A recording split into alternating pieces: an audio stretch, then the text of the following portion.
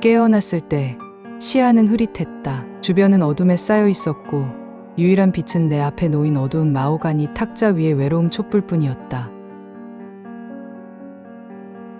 나는 의자에 묶여 움직일 수 없었다. 왼쪽에는 빈 의자 하나가 더 있었고 빛은 전혀 없었으며 정면에 단 하나의 문이 있을 뿐이었다. 도움을 요청하며 소리쳤지만 아무런 대답이 없었다. 의자를 비틀어 움직이거나 넘어뜨릴 수 있기를 바랐지만 의자는 꿈쩍도 하지 않았고 나는 거기에 갇힌 채였다. 공포가 목소리를 타고 올라오며 다시 외쳤다. 저기요, 아무도 없나요? 몇 분 후 마침내 희미한 목소리가 응답했다. 잠시만요. 맛있는 저녁이 곧 준비될 거예요. 그가 말했다. 목소리는 남성처럼 들렸지만 그 외에는 알 수 없었다. 저녁이 무엇을 의미하는지 궁금할 뿐이었다. 어떻게 이곳에 오게 되었는지도 기억나지 않았다. 단지 머리가 울리고 지난번 기억은 엄마가 지난달 돌아가신 후 친구들과 걸스 나이트로 술을 마신 것이 전부였다. 그 순간 내가 원하는 것은 오로지 이 의자에서 벗어나는 것이었다. 다시 움직이려 했을 때 다리 아래에서 날카로운 통증이 퍼졌다. 허벅지까지 올라오는 고통에 얼굴을 찡그렸다. 뒤로 몸을 기울여 고통의 원인을 확인하려 했지만 소용없었다. 너무 단단히 묶여 있었다. 다시 도움을 요청했지만 문이 열리며 빛이 방을 채우자 내 울부짖음은 끊겼다. 키가 크고 창백한 남자가 부엌으로 보이는 곳에서 나왔다. 그의 뒷모습에서 비춰지는 형광등이 처음에는 그의 모습을 가렸지만 곧 문이 닫히며 방 안으로 들어왔다. 아, 깨어났군요. 좋아요. 와인을 가져올게요. 그가 말했다. 그의 검은 머리는 뒤로 매끄럽게 빗어졌고 흰색 더블 브레스트 자켓을 입고 허리에는 앞치마를 두르고 있었다. 이제 나는 미치광이 셰프의 원치 않는 손님이 된 모양이었다. 그는 다시 부엌으로 사라졌다가 잠시 후 와인 한 병과 2개의 잔을 들고 돌아왔다. 탁자 위에 잔을 나란히 놓고 조심스럽게 채웠다. 그리고 병을 들어 라벨을 내 쪽으로 돌렸다. 1956년 피노 누아예요. 오늘 저녁과 잘 어울릴 거예요. 맛있게 드시길 바랍니다. 그의 말에는 미소가 서려 있었다. 내가 묶인 모습을 내려다보더니 마치 깜빡한 것처럼 손바닥으로 머리를 탁 치며 말했다. 어머나, 당신은 마실 때 도움이 필요하겠군요. 잔을 들어 내 입술로 가져왔다. 나는 고개를 돌려 그를 곁눈으로 노려보았다. 대체 이게 뭐야? 내가 으르렁거리자 그는 잔을 내려놓고 허리에 걸친 작은 흑백 수건으로 손을 닦았다. 실망한 듯한 한숨을 쉬며 몸을 굽혔다. 그의 손가락이 내 뺨을 스쳤지만 나는 재빨리 피했다. 보세요. 나는 요리를 정말 좋아해요. 항상 그랬지만 사람들은 제가 잘하지 못한다고 하더군요. 그는 손짓으로 감정을 표현하며 말했다. 보통은 간단한 레시피만 고수하고 그것들을 완벽하게 만들려고 노력 중이에요. 오늘 메뉴가 궁금하시겠지만 참아주세요. 서프라이즈를 망치고 싶지 않아요. 그의 말은 쉽게 흘러나왔고 말을 마치자마자 부엌으로 돌아갔다. 이 모든 것이 나를 불안하게 했다. 그는 너무 편안해 보였고 분명 이런 일을 여러 번 해봤을 거다. 내가 다시 말을 꺼내기도 전에 그는 부엌으로 사라졌다. 나는 탈출할 방법을 찾기 위해 주변을 둘러보았지만 볼 수 있는 것은 테이블과 촛불뿐이었다. 창문이 2개 있었지만 진홍색 커튼이 빛을 전혀 통과시키지 않았다. 다시 의자를 움직여 보았지만 하체에서 통증이 퍼졌다. 의자는 움직이지 않았고 나는 더 이상 시도할 힘도 없었다. 가슴이 답답해졌고 과호흡이 올 것만 같았다. 절박감을 억제할 수 없었다. 눈물이 따뜻하게 뺨을 타고 흘러내렸다. 친구들과 함께 있었던 밤. 낯선 사람에게서 술을 받은 적도 없었다. 약물에 취한 것 같지만 언제 어떻게 그런 일이 일어났는지 전혀 모르겠다. 내 기억에는 코스모폴리탄 2잔만 마셨다. 내면의 대화는 공중에 퍼지는 익숙한 냄새에 의해 중단되었다. 뭔지 정확히 떠올릴 수 없었다. 납치범이 다시 나타나 은색 뚜껑으로 덮인 서빙 카트를 밀고 들어왔다. 트레이를 탁자 위에 올려놓고 카트를 옆으로 치웠다. 뚜껑을 들어올리며 가짜 이탈리아 억양으로 소리쳤다. 봐라. 갑작스러운 소리에 나는 깜짝 놀랐다. 접시에는 창백한 면발이 엉켜있고 다진 고기가 들어간 덩어리진 붉은 소스가 얹혀 있었다. 이 사이코패스와 스파게티 저녁을 먹기 위해 납치된 것이었다. 그를 올려다보며 내 눈살이 찌푸려졌고 그는 내가 본 것 중 가장 유치한 미소를 짓고 있었다. 정말로 자신만만해 보였다. 맛있게 드세요. 제 최고의 요리예요. 그가 환하게 말했다.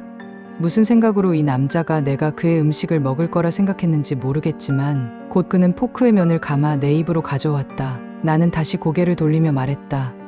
난 그거 안 먹어. 입술을 꽉 다물고 그를 노려보았다. 그는 포크를 내리고 미소가 사라졌다. 한번 먹어보면 좋아할 거예요. 그가 중얼거렸다. 맛있어요. 약속해요. 믿지 못하겠다면 그는 잠시 멈추고 포크를 자신의 입에 넣었다. 한동안 씹더니 다시 말했다. 봐요, 맛있죠.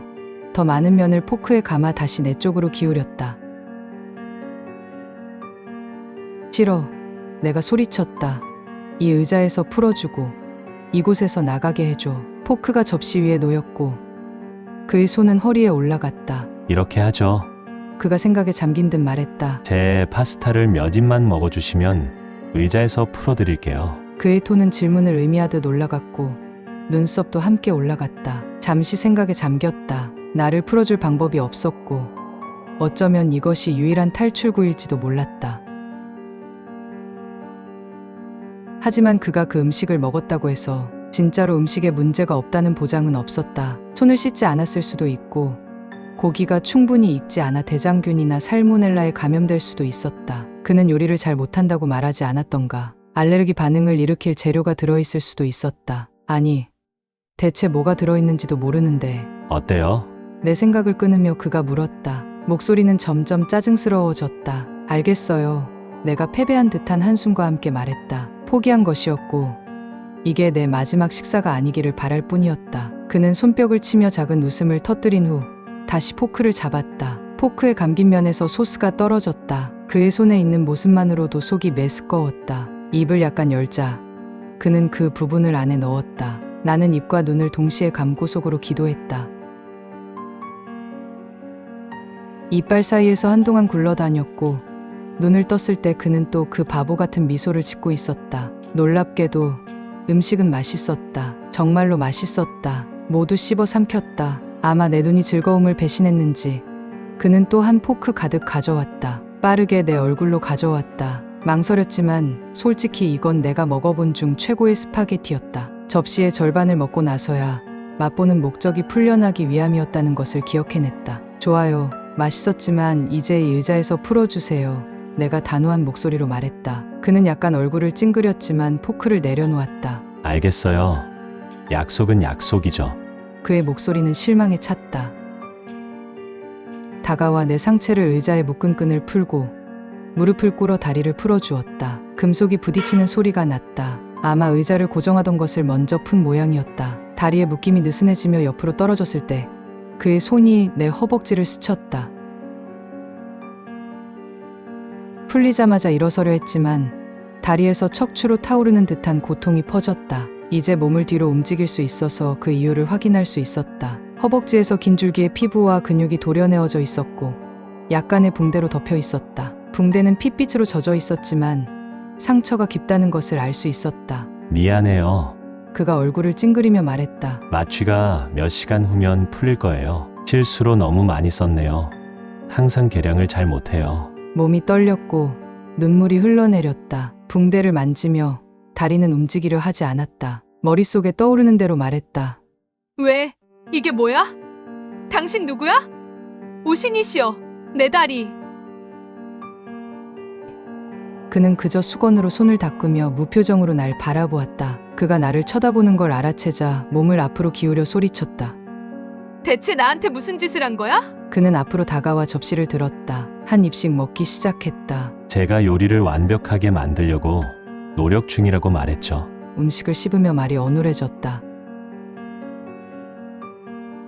그때 서서히 머릿속에 생각이 떠올랐다. 내가 그 맛있는 음식을 먹는 동안 스파게티에서 맡았던 냄새와는 전혀 다르다는 것을 의식하지 못했다. 맛도 전혀 달랐다. 눈이 서서히 커지며 토할 것 같았다. 몸을 앞으로 구부리자 역한 저녁이 바닥에 쏟아졌다. 그는 재빨리 물러나 더러워진 것을 피하며 접시를 카트에 내려놓았다. 제 스파게티가 입맛에 안 맞았나요?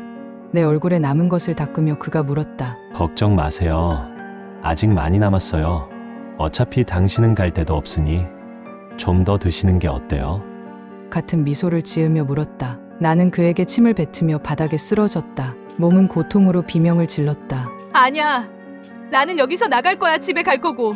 넌 망할 거야. 내가 소리치자 그는 미소를 지며 다가왔다. 의자를 들어 탁자 앞에 놓았다. 그리고 일으켜 주려 했지만 나는 거부했다. 그는 고개를 저으며 더 가까이 다가와 속삭였다. 약속은 의자에서 풀어주는 것이었어요. 당신을 보내준다는 말은 안 했죠. 부엌으로 돌아섰다. 이 남자와 갇힐 생각에 숨이 멈추는 듯했다. 부연 문이 닫히기 시작하자 나는 기어서 따라갔다. 바닥에 나무 조각들이 무릎을 찔렀고 근육은 멈추라고 울부짖었다. 문이 닫히는 소리와 함께 금속이 미끄러지는 소리가 났다. 자물쇠가 채워진 것이었다. 나무 문을 밀어보았지만 움직이지 않았다. 다시 갇힌 것이었다. 창문을 향해 돌아서자 그의 목소리가 다시 들렸다. 창문은 시도하지 마세요. 다 막혀 있어요. 테이블에 다시 앉아 음식을 다 드시는 게 좋을 거예요. 그게 일주일 전 일이에요. 난 이야기를 마치며 말했다. 탐정은 병상 옆에 앉아 노트에 필기하고 있었다. 나는 목 아래까지 붕대로 감긴 채 누워 있었다. 그가 펜을 멈추고 물었다. 그래서 어떻게 탈출하셨죠? 그는 매일 밤 조금씩 내 몸을 뜯어갔고 난 죽을 것만 같았어요. 의식을 잃었고 깨어났을 때는 여기 병원에 버려져 있었죠. 말하며 손을 움직이려 했지만 너무 아팠다. 내가 어디 있었는지 기억나냐고 물었고 나는 고개를 저었어요. 그곳에 갈 때와 올 때 모두 의식이 없었거든요. 방이나 부엌의 어느 것도 익숙하지 않았어요. 도움이 안 된다는 걸 알았죠. 왜 당신을 풀어줬다고 생각하세요? 그가 다시 필기를 하며 물었다. 잠시 생각한 후 내가 생각할 수 있는 유일한 대답을 했다. 신선한 고기가 필요했거든요.